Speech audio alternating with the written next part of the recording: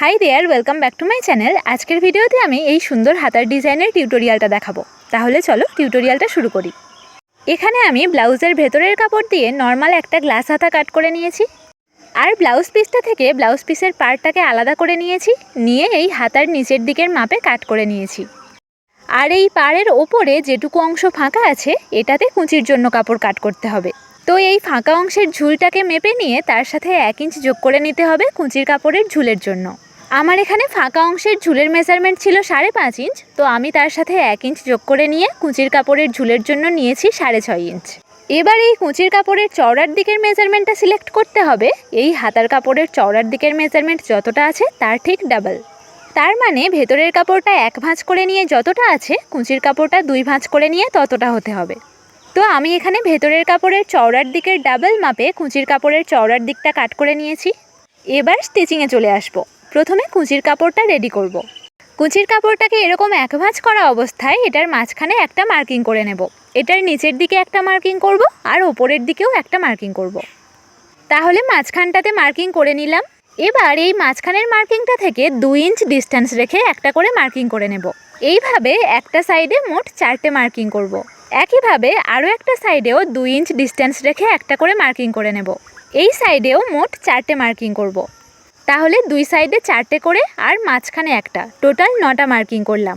এরপর একটা সাইডের মার্কিংগুলোকে মাঝখানের মার্কিংটার ওপর স্টেপ বাই স্টেপ এইভাবে রেখে 4টে ভাঁজ ক্রিয়েট করে নেব। এইভাবে ভাঁজগুলোকে একসাথে করে নিয়ে এটার ওপর থেকে একটা সেলাই দিয়ে নেব।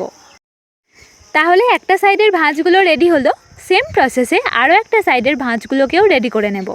এই সাইডের মার্কিংগুলোকেও মাঝখানের মার্কিংটার ওপর স্টেপ বাই স্টেপ রেখে 4টে ভাঁজ ক্রিয়েট করে নেব এবং ওই ভাঁজগুলোর ওপর একটা সেলাই দিয়ে নেব। তাহলে 2 সাইডের ভাঁজগুলো রেডি হয়ে গেল। এবার এই কুঁচির কাপড়ের ওপরের দিকটায় ভাঁজগুলোকে রেডি করে নিতে হবে। এই মাঝখানের মার্কিংটা থেকে 1/2 ইঞ্চ ডিস্টেন্স রেখে ভাঁজগুলোকে রেডি করব। আর প্রত্যেকটা ভাঁজের মাঝখানে 1/2 ইঞ্চ করে গ্যাপ রাখবো। রেখে এইভাবে ভাঁজগুলোর ওপর থেকে একটা সেলাই দিয়ে নেব। সেম প্রসেসে আরও একটা সাইডেও ভাঁজগুলোকে রেডি করে নেব এবং ভাঁজগুলোর ওপর থেকে একটা সেলাই দিয়ে নেব।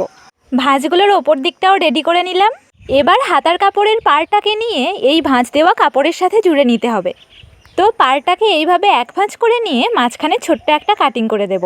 এবার পাড়ের মাঝখানের ছোট কাটিংটাকে কুঁচির কাপড়ের ঠিক মাঝখানে এইভাবে রাখবো। এইভাবে রাখার পর কুঁচির কাপড়টা কিন্তু 2 ধারে এরকম কিছুটা করে এক্সট্রা থাকবে। তো যেমনটা আসবে সেরকমটা রেখে পাড়টাকে কুঁচির কাপড়ের সাথে জুড়ে নেব। পাড়টাকে কিন্তু কুঁচির কাপড়ের সাথে এরকম সমান করতে যাব না। কুঁচির কাপড়টা যেরকম এক্সট্রা আছে সেরকম এক্সট্রা রেখে পাড়টাকে জুড়ে নেব। একইভাবে আরও একটা সাইডও জুড়ে নেব। এরপর এই এক্সট্রা কাপড়গুলো কেটে বাদ দিয়ে দেব। এবার হাতার ভেতরের কাপড়টাকে নিয়ে এই বাইরের কাপড়ের ওপর রেখে ধার থেকে জুড়ে নিতে হবে। জোড়ার সময় খেয়াল রাখতে হবে ভেতরের কাপড়ের মাঝখানটা যেন বাইরের কাপড়ের মাঝখানের সাথে সমান সমান থাকে। এরপর ভেতরের কাপড়ের ওপর থেকে একটা চাপ সেলাই দিয়ে নেব। চাপ সেলাই দেওয়া হয়ে গেলে ভেতরের কাপড়টাকে উল্টো দিকে দিয়ে হাতার ওপর থেকে একটা চাপ সেলাই দিয়ে নেব। এরপর কুঁচির কাপড় আর পাড়ের জোড়াইটাকে নিচের দিকে দিয়ে পাড়ের ওপর থেকে একটা চাপ সেলাই দিয়ে নেব। এরপর কুঁচির কাপড়টাকে এইভাবে হাত দিয়ে ভালোভাবে প্রেস করে দেব এবং উল্টো দিক থেকে ভেতরের কাপড়ের মাঝখানটাকে কুঁচির কাপড়ের মাঝখানের ওপর রেখে ধার থেকে অ্যাটাচ করে নেব।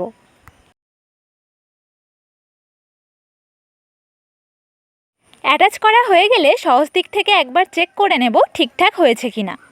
এরপর ভেতরের কাপড়ের মাপে এক্সট্রা বাইরের কাপড়গুলোকে কাট করে দেব।